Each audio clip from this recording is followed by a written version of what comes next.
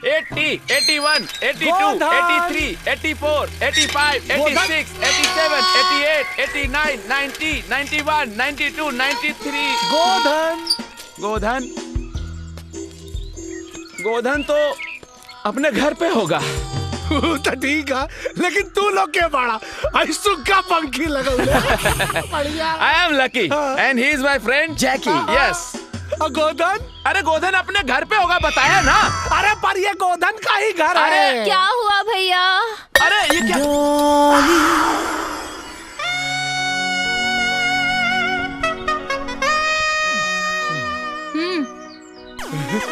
क्या हुआ? रहुआ के? मैं राजा की पत्नी हूँ। रहुआ राजा की बीबी है? तू क्या? ए दुल्हन। जी माँ जी। बड़की दुल्हन से कह दा कि तरकारी लेके आवे, हम काट देता नहीं। ए घुघरू। जी मालिक। रमेश के भाई। हाँ? हम तनी खेते में जात बनी। अच्छा जी आइए। राउर ससुराल। अरे सोचत का बानी, अपना घर बा। आई ना राउर रिश्तेदारन से मिलवा दिया मैं। अरे इला चच्चा यही बाड़े। ये बाड़े श्रद्धेय सम्माननीय राउर ससुर जी। ए भाई साहब, इनसे मिली आदरणीय जेठ जी। अरे मातो जी बानी का आइला। ये राउर श्रद्धेय सासू माँ। अरे भौजियो खड़ा बनी। हम जवन तरकारी लेके खड़ा है, राउर जेठा नहीं। दुल्हन कहाँ बड़ी हो? अबला सबसे खास रिश्तेदार राउर सौतन कुसुम देवी। कुसुम देवी, कुसुम देवी, कुसुम देवी, कुसुम देवी। अरे रुका ला, इनकर परिचय हम आप लोगों से करवाइबे ना कहीं नहीं। तो सुनी, ये है राजा बाबू के पत्नी डॉली देवी, मुंबई वाली।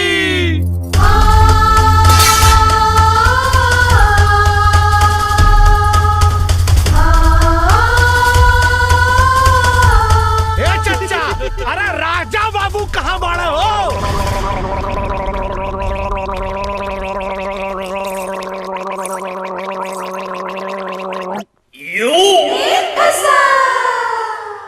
पक राजा बाबू रख ले दुगो मेहरारू, मुंबई में शादी कैला सरऊ तू पी के दारू। पक राजा बाबू रख ला दुगो मेहरारू, मुंबई में शादी कैला। ले अब समार कमीना।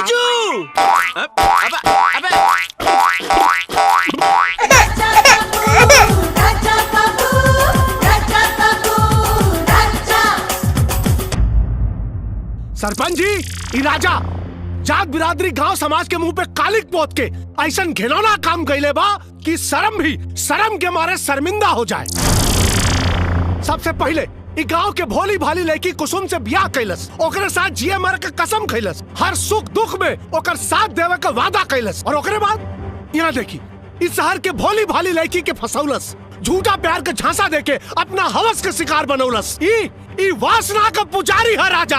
एक सिर्फ एक का काम है, भोली भाली लेकिन के अपना प्यार के जाल में फंसा के उनका जिंदगी बर्बाद कइल। अरे ई राजा इस समाज के नाम पे कलंक है। ऐसा व्यभिचारी और दुराचारी समाज खातिर घातक होने, एकरा चलते सरपंच जी हमरे जैसन सीधा साधा नौजवान का भविष्य खतरे में बा। आप लोगों से विनती बा महाराज कि राजा के सिर्फ जात बिरादरी से ना, गांव समाज से मुंह करिया कह कहकर निकाल दे जाओ।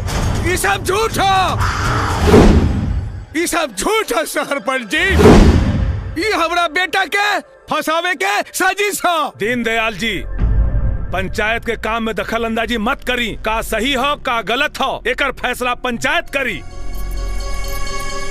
डॉली, तोहार राजा से का संबंध हो? राजा मेरी बहना का पति है। तू चुप रहा। ये पंचायत हो, सवाल जकरा से कइल जाला जवाब भी वह देला। डॉली जवाब द। मैं राजा की पत्नी हूँ। एकर का सबूत हो कि तू राजा के पत्नी हो? चेक लगी। ये है सबूत।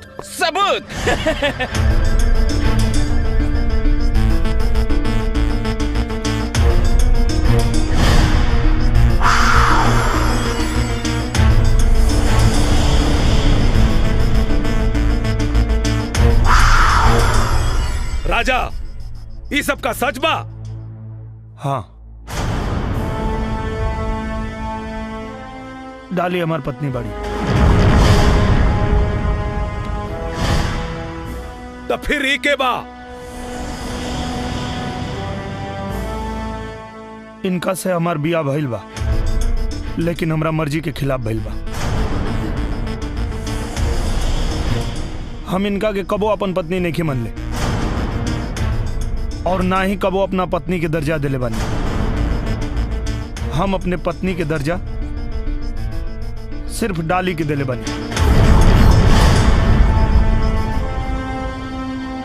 कुसुम, अब तोहार का कहना हो? ई सच बात बा सरपंच जी। ई आज ले हमरा के अपन पत्नी न मन ले, लेकिन हमरा मन मंदिर में पति के रूप में यह समाइल बाणे। यही से जो ना चीज में इनकर खुशी बा, वही चीज में हमरो खुशी भी बा।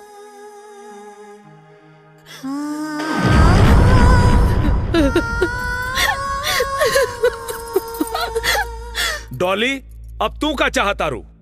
मैं राजा को हमेशा के लिए अपने साथ लेके जाना चाहती हूँ।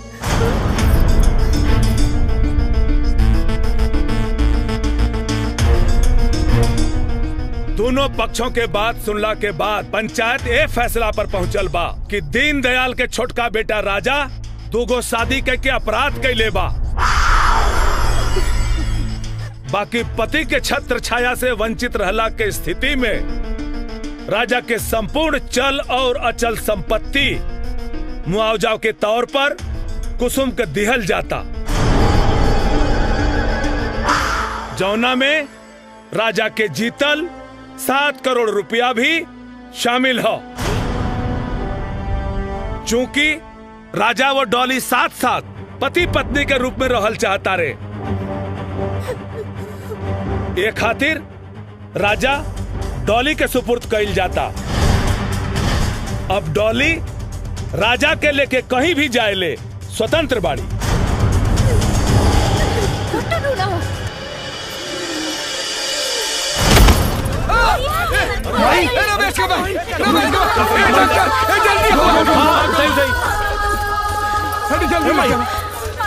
रघुआ लोग रुकी।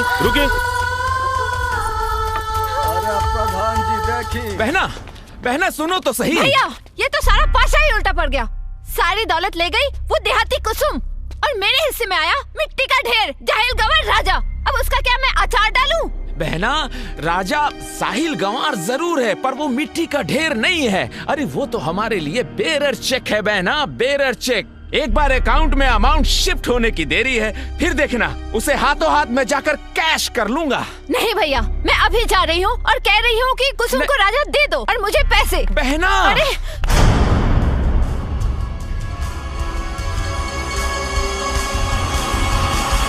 कुछ तो करना पड़ेगा ना, वरना ये राजा नाम का बोझ जिंदगी भर सर पे ढोना पड़ेगा। तुम चिंता मत करो बहना, कोई ना कोई रास्ता निकलेगा जरूर, क्योंकि लकी के लक से भी 2 कदम आगे चलता है बहना। लकी ये सब छोड़ो, पहले ये चल के देखो वो ओल्ड लेडी जिंदा है या मर गई। मर जाए तो ज्यादा अच्छा है। आओ बहना, चलो। आओ। Excuse me. आओ। डॉक्टर साहब, माई के का भइल? अब माई की तबीयत कैसन बा? अब का हाल बा डॉक्टर साहब? देखा लोग, उनकरा के बहुत बड़ा सदमा लागल है, और राजा खास तौर पे तू ये बात के ध्यान में जरूर रखिया कि उनका दोबारा सदमा ना पहुंचे, वरना उनका जान भी जा सकेला।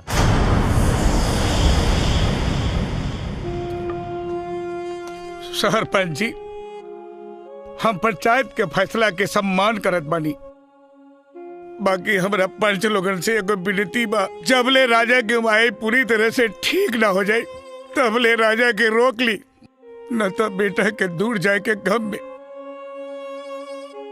उस सदमा बर्दाश्त न कर पाई और मर जाई।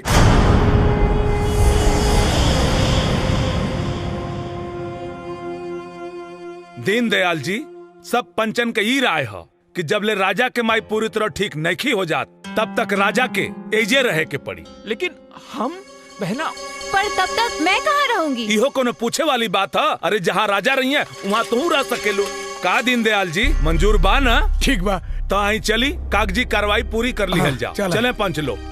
माई के लेके तू घर आ जाइया। ठीक बाबूजी। पक चिक पक राजा बाबू चल गईल ओकर जादू। जे भइल से भइल अब गुस्सा थूक दी और ये पीठ ठंडा। एक बात बताओ, अगर ते हमारा जगह रहते तो क्या करते?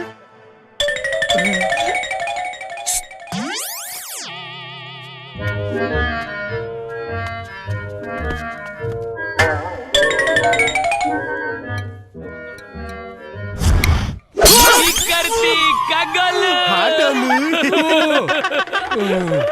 अरे कारे हमारे कपाल फोड़ देते कारे।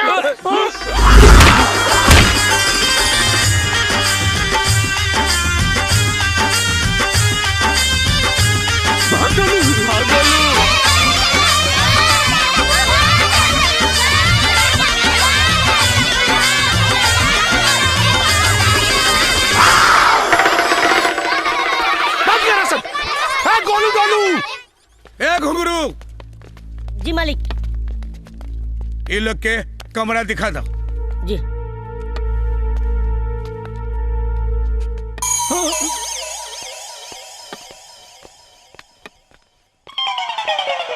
डॉली। अबे सुना नहीं, मालिक ने कहा 2 कमरा दिखाने के लिए। हाँ कहले तो हूँ मैं। तो सोच क्या रहा है बे? मालिक करवा लो के वास्ते ये दोनों कमरा दिखाओ कहले। हाँ बाकी हम सोचता नहीं रवा लोग के वास्ते दोनों कमरा ठीक ना होई। अच्छा। और रवा लोग के तो बड़का बड़का होटल में रह करत हो ना। तो अगर हमको से बड़का वाला रूम दिखाई ता। ब्रदर नौकर तो मालिक से भी ज्यादा समझदार लगता है। हाँ यार, ए सुन, ऐसी कोई जगह है क्या यहाँ पे कहीं? ओकरो से ज्यादा बढ़िया। हाँ। चला खाना भी हाथ से खा के जरूरत नहीं के। हाँ। देख जाए मुँहे में। और हाँ पानी भी हाथ से निकाल के पिए के जरूरत नहीं के, डायरेक्ट जाए मुँहे में। और इतने ना हवा मुँह खाती कहीं जाए के जरूरत नहीं के। उहे हवा उहे मुँहता। Latrine bathroom attach. अरे साहब मजा वाला बात अभी बताइबे ना कहीं नहीं। अरे वाह, बताओ बताओ। हाँ खुद से रोल के नहा के ना पड़ी। फर्स्ट क्लास मसाज के साथ वहाँ नहा जाई। ऐसी जगह तो मुंबई में भी नहीं है। लेकिन वो जगह है किधर? है ये जगह।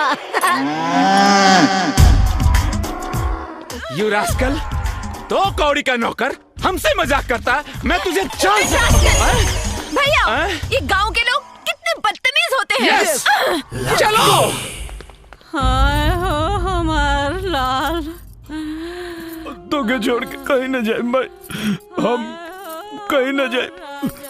बस तू जल्दी से ठीक हो जा, तू चिंता मत करा, हम कहीं न जाए। राजा भैया उधर सामान गोधन गड़े पड़ल बा तो केवलो मंगवले हलो। माई हम अभी आवत नहीं। चल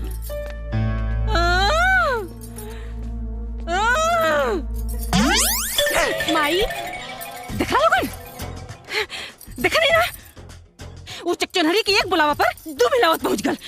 चुहाड़ कहीं के। अरे बिटिया बिटिया रुआ जिन। अरे तू का बचता रू, हम बीमार बनी। अरे ना रे पागल, हम एकदम ठीक बनी। देख हमरा के कुछ नहीं के भइल। जिन रुआ बिटिया ना रोए के, हैं हमरा कुछ नहीं के भइल। उ का बचतिया उहे गो नौटंकी बाजबिया। अब ओकर असली पाला पड़ल बा नौटंकी बाज से। देखे उ डाल डाल चली तो हम पात पात चलम। देखिए हमरे बेटा की कैसे लेके जाले यहाँ से। तू तनको चिंता मत कर बिटिया। बिटिया जब वो यहाँ कुछ दिन रही ना हमार बेटा राजा, तो ओकरा खुद समझ में आ जाए कि का सही है और का गलत। समझाई ना करा कीजिए। अरे तू चिंता जिल कर बेटी। हमरा राजा के हमली से वो छीन ना पाए। वो जो ना वक्त के इंतजार कर रहल बानी ना, उहे वक्त के इंतजार हमहू कर रहल बानी। इंतजार इंतजार आखिर कब तक?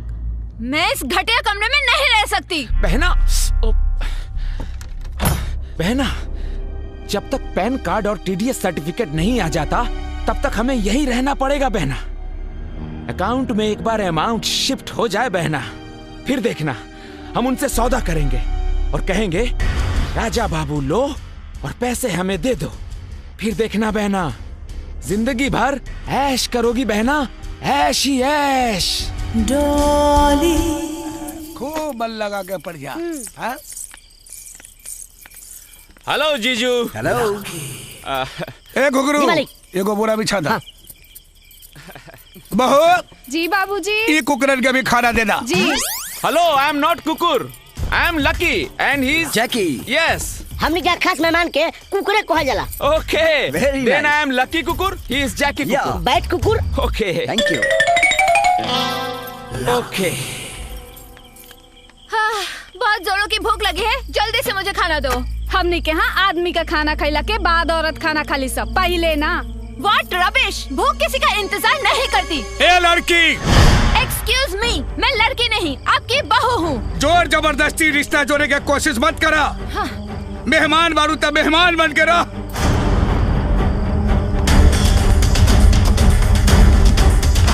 मैंने सुना है गांव में पति का जूठा खाना भी एक रिवाज है। लीजिए, खा लिया मैंने।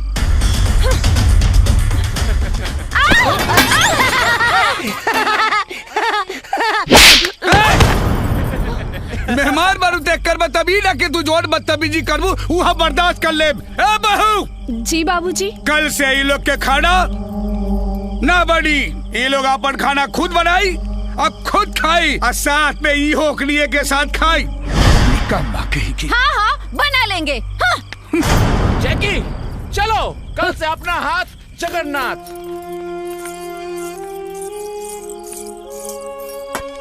देख ले आँख खोल के, एक उहा कि तोहरे सामने से तोरे मुंह के नेवाला लेके चल गई। एगो हमार बहू है, पर नेवाला तोहरे सामने रख गई। कब चोर कही का खारी बाबू का।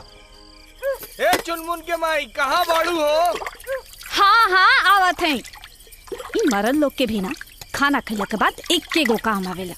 उ लोग के का पता कि हम औरतन के खाना खैला के बाद भी बहुत सारा काम होला। हाँ तो दीदी आप जाई ना, हम कुल बर्तन धो देता नहीं। सच में जाई का? हाँ दीदी जाई ना। वैसे भी आज हमरो मन ना बहुत कच्चा कच्चा सा लगा था। जात बनी। हाँ कुसुम, तू चिंता मत करा, तोहरो के एक दिन ना देवर जी ऐसे ही परेशान करिया। अरे आवत नहीं बाबा।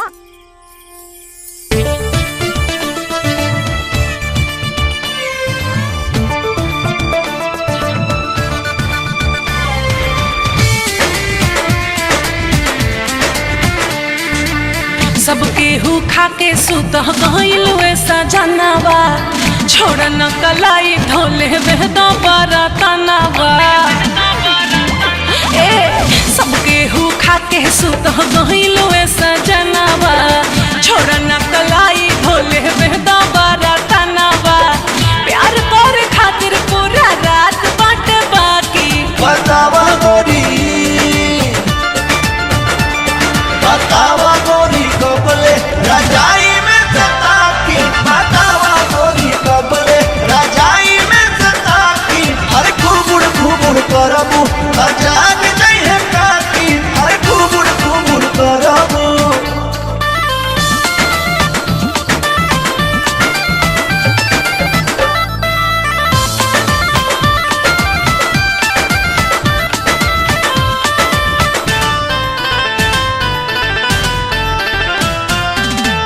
बजे के बाद टाइम होला खाली पति के। छोड़ा कुली काम आजा बिना दिया बत्ती के।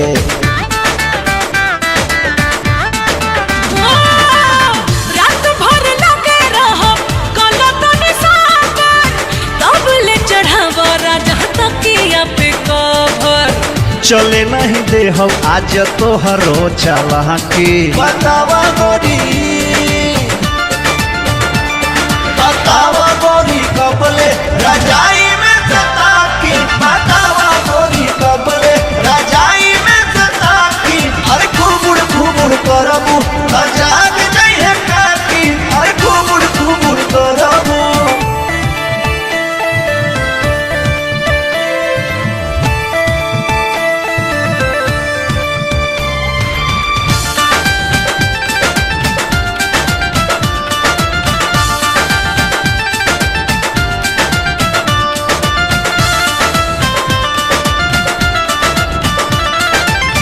छोड़ा कुली काम रानी रहो हमरे पास हो, ताहरा से दूरी नहीं होता बर्दाश्त हो।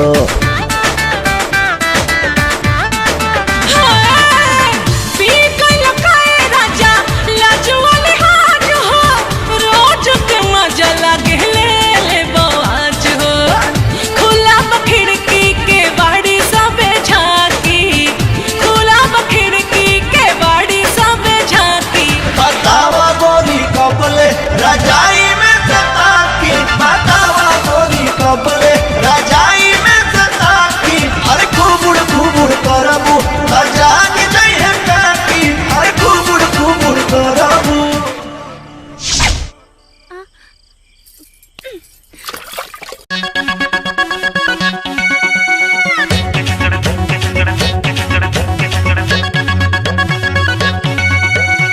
दादा ये देखा नहीं की चाची के। अरे बुढ़वा देखी का राजा राजा आगे नहीं बाबूजी। का बन बाबूजी ईसा कहा रे?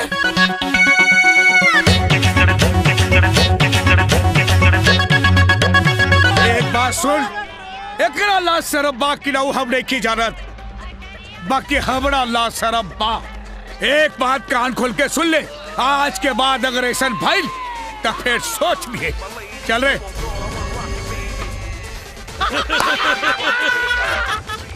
डली डली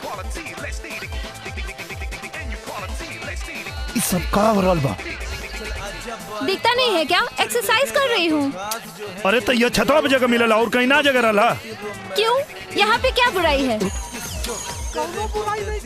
बुराई यहाँ ना तोरे छोट छोट कपड़ा में बा।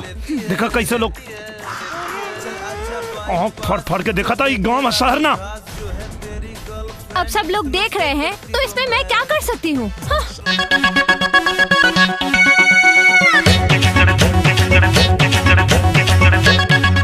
सुना डार्लिंग,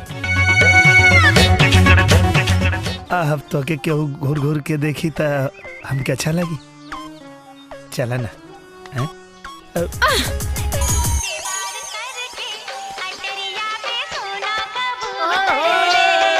अरे कनवा इतना लात खैले लेकिन सुधर लेना। अरे हमरा के छोड़, जबन तू मेहरारू के चक्कर में तू पिसाता रहे ना, आपन सोच। राजा हाँ माई तो के तो देख ले एक दिन। अरे महिलाओं करा के दे, को करा के। मैं ही जीतूंगी। हाय जीजू। हाँ जोकर। यप। खाना बनावला सब सामान लेकर रख दल बनी, जाके खाना बना ला लोगन। भैया जाओ। मुझे खाना कहाँ बनाने आता बहना? जैकी मुझे भी नहीं आता लकी। अब राजा तुम्हें तो बहुत अच्छा खाना बनाना आता है। हाँ? जाओ ना प्लीज। हाँ ठीक बा ना। हाँ हम बना देता नहीं। खेला लो।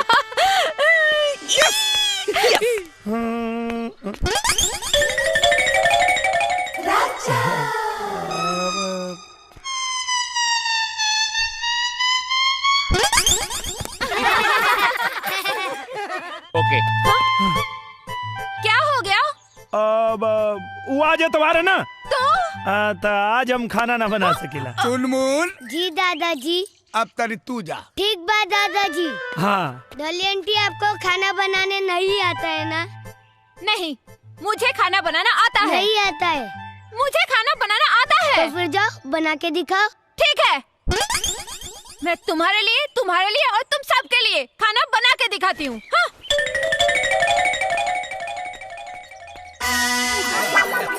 घुघरू हाँ मालिक खाना बनाओ। डॉली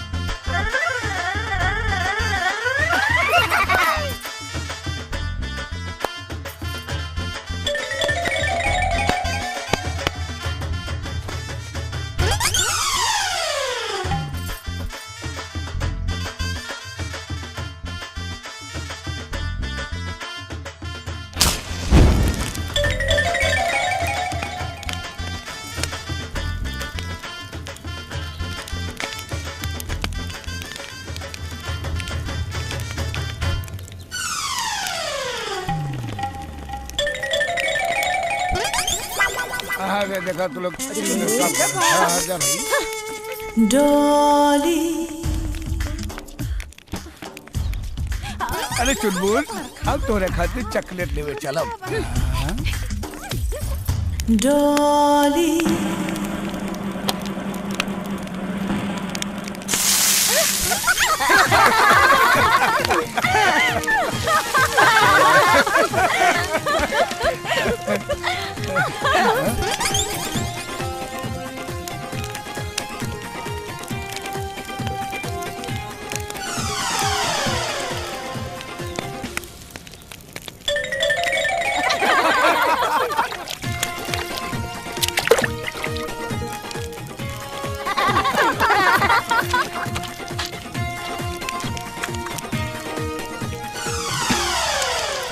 डॉली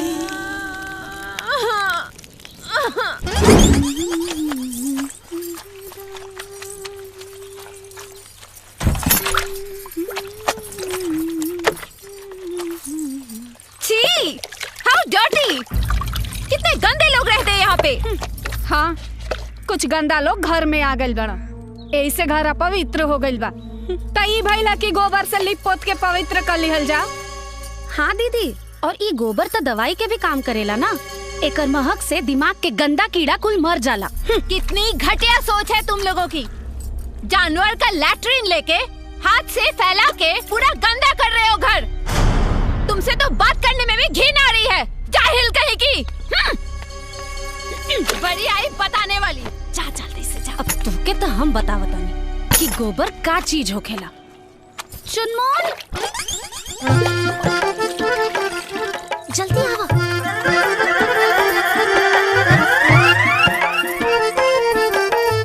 चलो चलो।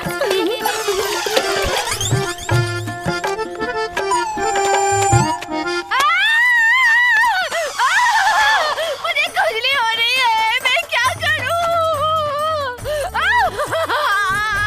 पानी।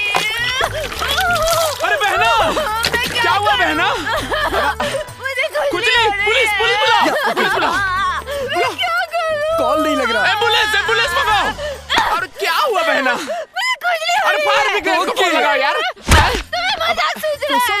अरे यार, एक खुजली तक गोबर लगावला से जाई ना। हाँ दीदी, लेकिन ई गोबर के छुई है कहाँ? गोबर तो जानवर के लैट्रिन होला, गंदा होखेला ना। अरे यार, बहना नो, बहना नो, बहना नो, बहना पोटी, बहना पोटी, जानवर का टट्टी बहना, पोटी बहना, टट्टी, आई मीन जानवर का टट्टी बहना। क्या करूं मैं? बहना चुप, अबे चुप। अरे बहना नो, डोंट डू दिस बहना।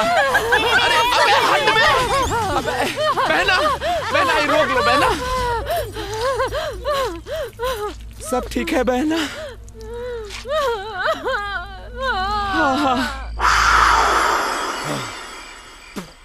उस्ताद, अंग्रेजी दारू बा, नीट पीहे तो कलेजा जल जाई।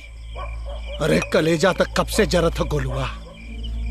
ये कलेजा तो तब ठंडा हुई जब वो रजवा के मुंह पे कालिक पुताई।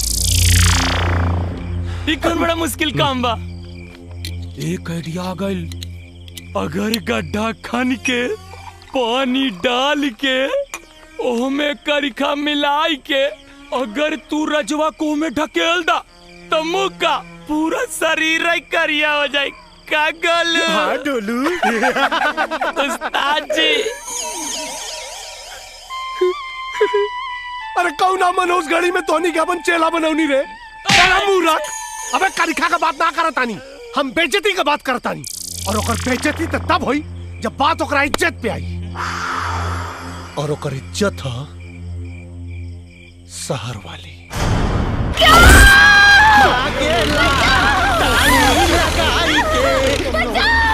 अरे क्यों ना बचाई हो? क्यों के बचाई तोरा? अब पता चलियो रजवा के माला पहलौले का अंजाम का होला। अरे कहाँ जाता है ताली के भी? बचाओ! बचाओ! खियावा न रे। मालूम नहीं के हम पता करो रे।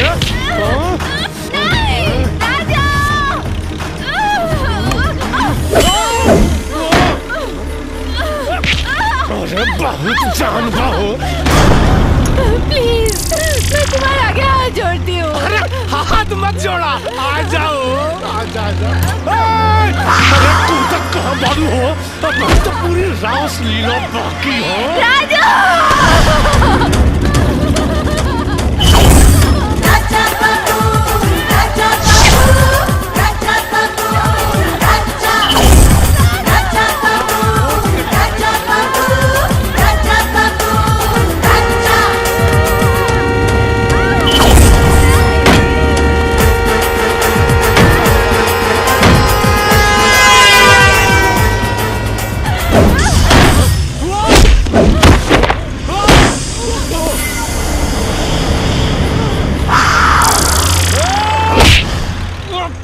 मरुआ डाली हमरा घर के इज्जत पे और हमरा घर के इज्जत पे हाथ डाल के तू अपना मौत के दावत दे ले बार। आज तोड़ा के जिंदा ना छोड़ा।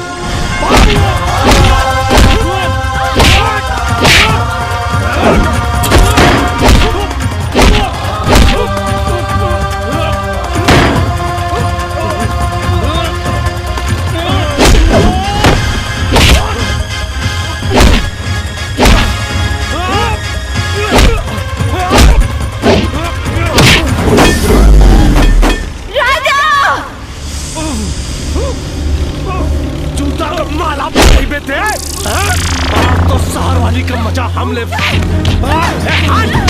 तो पहले ऊपर नीचे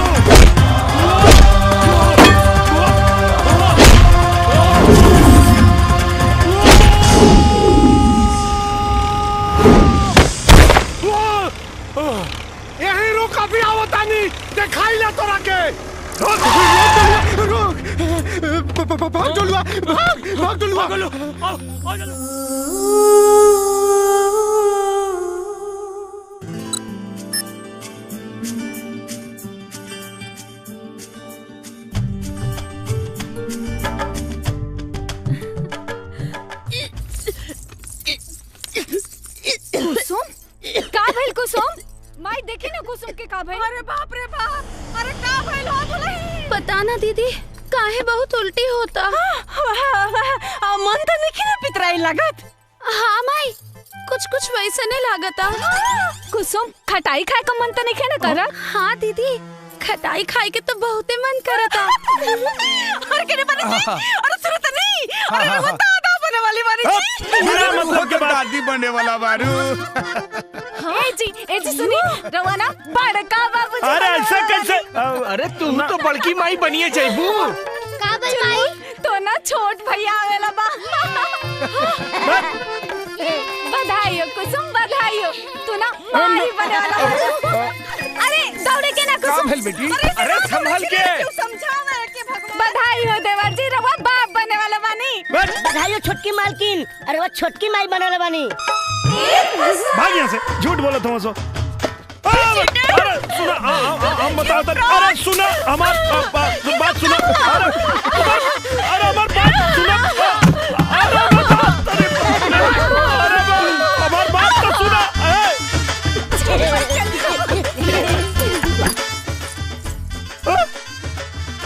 ऐसे कैसे माई बन गई?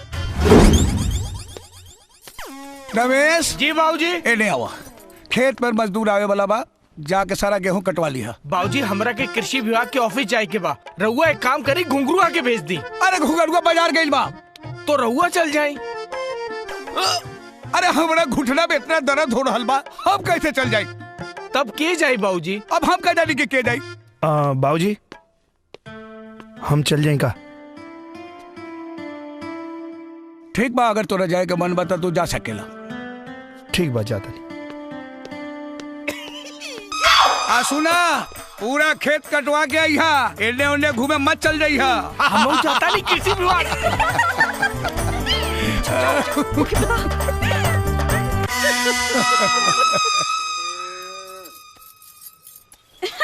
कुसुम, अरे ई गोबर गोइठा पाहल तू छोड़ा, जा जल्दी से खेत पे। देवर जी खेत पर गलन गेहूं कटवावे, तू गतान लेके जा जल्दी। देवर जी से अकेले में मिले के ऐसे बढ़िया मौका तो क्या ना मिली। उड़साहरी हरवे में बिया, का पता खेत का हरियाली देख के देवर जी भी तो हरा भरा कर दे। जा जल्दी।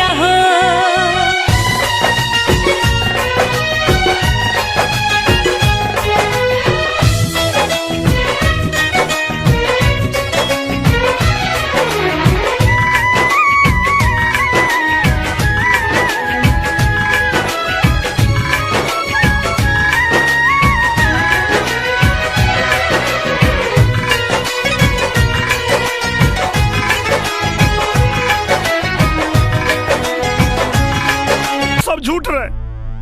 अच्छा ये बतावा, जब आज तक हम कुसुम के छुअबे न कहीं तो वो माई कैसे बन जाई?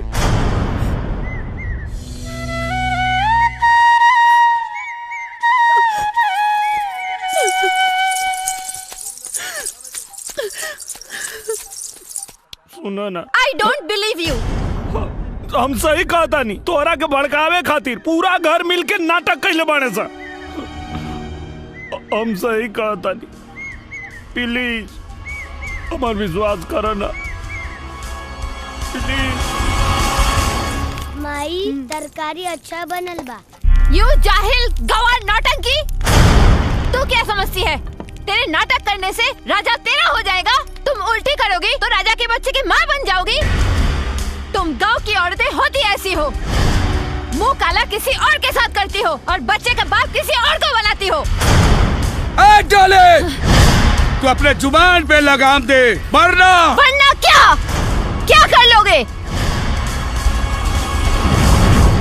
अरे ते खड़ा वहाँ का करता रे? अरे जौना कोक से हम तोरा के जन्म देली, इस सारी बिगड़े वही कोक के गाड़ी देतिया। हम गांव वालन के बच्चलन कहतिया रे, और तोरा के कुछ बुझाते देखे? चुपचाप खड़ा बड़े, पगला गल बड़े का रे? डाली अपन कहल वापस ला और माई से माफी मांगा। माफी माई फुट। हाँ। यस, आओ दीनदयाल। दीनदयाल, अरे समधी जी मत कहा हमरा के समधी। तू हमार समधी ना दुश्मन बड़ा दुश्मन। तू और तोहर बेटा हमरा बेटी के जिंदगी बर्बाद कर रहल बड़ा लोग। लेकिन याद रखा हम तू लोगन के बर्बाद कर दे। फांसी पर चढ़ा दे पूरा खानदान के। बाबूजी खबरदार, अगर एकरा आगे हमरा घर वालन के कुछ कहनी है तो हमरा परिवार के खिलाफ एगो शब्द भी कहे के आपके कोनो अधिकार ना हो। लेकिन बेटी ये लोग तोहरा साथे विश्वासघात के लेबा और तुम्हारी पति अपन दूसर शादी करके तोहार दुनिया उजाड़ रहल बा और तू कहता हो कि हम चुप रहे। ये हमरे घर के आपसी मामला है बाबूजी, और हमन के आपसी मामला के बीच में आपके दखल अंदाजी देवे के कोनो जरूरत ना हो।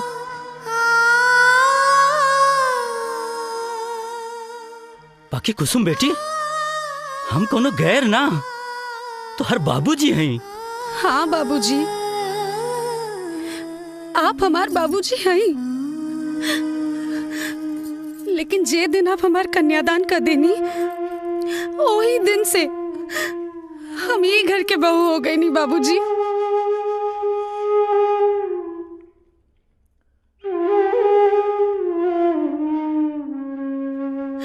हमार सास ससुर हमके बहू ना अपन बेटी जैसन माने ले।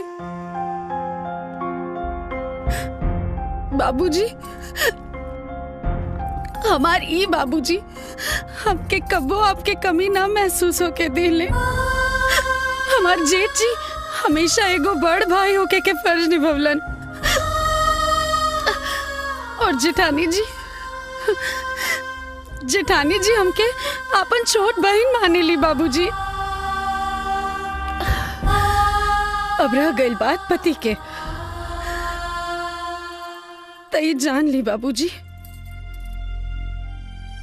हम पिछला जन्म में जरूर बहुत नेक काम कैले हैं, यही से ई जन्म में हमके इनकरा जैसन पति मिले।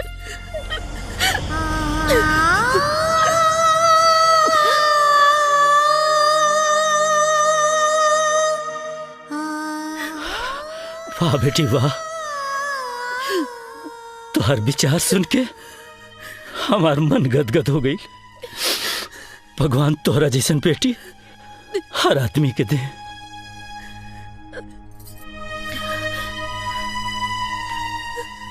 भगवान तोहरा के खुश रखे, सदा सुहागिन रखे, सदा सुहागिन रखे। जरूर हम पिछला जन्म में कोनो न कोनो अच्छा कर्म कैले होगा, यही से हमरा बहू के रूप में हमरा बेटी मिल गई।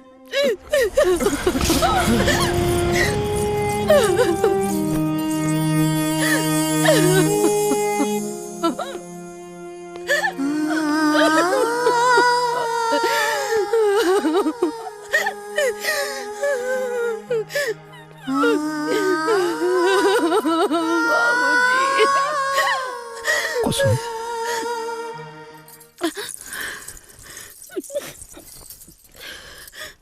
कुसुम हमरा समझ में नहीं के आवत कि हम तो हर शुक्रिया कैसे अदा करी। आप ऐसा काहे सोचतानी? कैसे ना सोची, जौना घर के मान प्रतिष्ठा के रक्षा हमके करे के चाहिए, ओकरा के हम खुदे नीलाम कर दले बानी, और आज तू हमरा घर के प्रतिष्ठा के बचौलू। हमरा तो समझे में नहीं आवत कि हम कहाँ जाके मुंह छुपा। ऐसा मत कहीं जी, हम कोनो एहसान ना कहीं नहीं, हम ये घर के बहू हैं,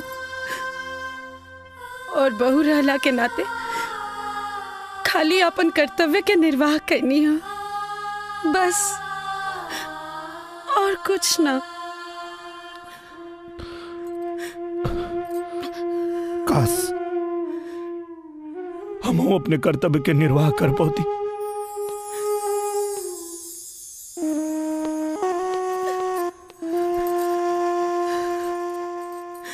कुसुम, कुसुम, बधाई हो देवरानी जी, बधाई हो।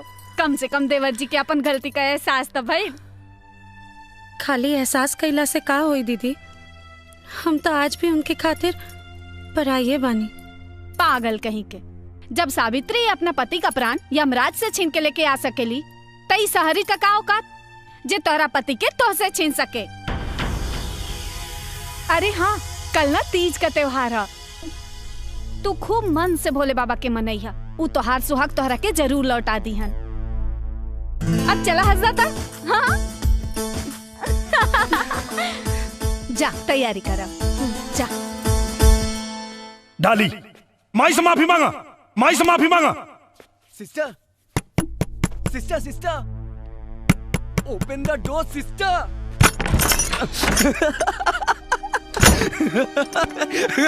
क्यों हंस रहे हो? अरे तुम सुनोगी तो तुम भी हंसोगी। क्यों? ऐसा क्या हो गया? अरे राजा को तुमसे छीनने के लिए वो लोग प्लानिंग कर रहे हैं, वेरी स्ट्रॉन्ग प्लानिंग।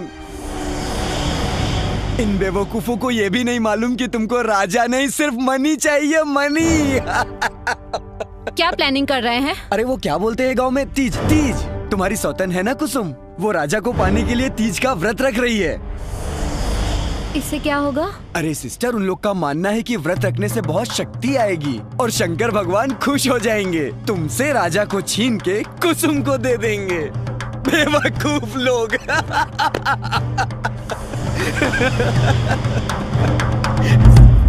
दीदी, ई साड़ी कैसन बा? अच्छा बात।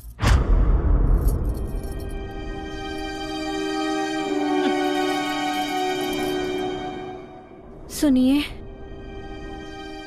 I am sorry. मशीन नट, जा। मैं भी तीज व्रत करूंगी। तीज व्रत? जी।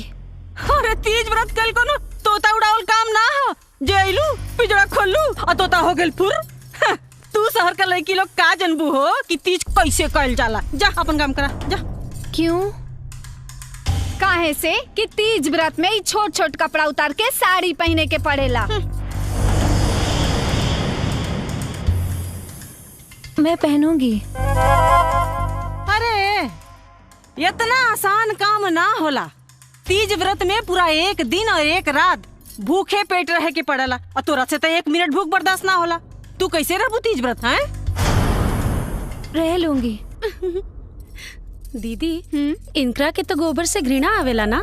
हाँ। ई का भूखियन तीज के व्रत? तीज में तो पूरा घर के गोबर से लीपे के पड़ेला, उहो अपना हाथ से। मैं लीपूंगी। ठीक बा, तो कल हम जौन जौन कहब वैसे वैसे कह लिहा। जी। भाई, यस। बहना तो सही एक्टिंग कर रही है भाई। Yes brother.